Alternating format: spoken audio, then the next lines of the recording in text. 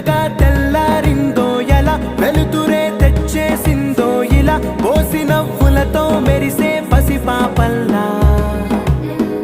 చేదతో బావులలో గలగల చెరువులో బాతుల ఈతల కళ చేదుగా ఉన్న వేపను నమిలే వేళ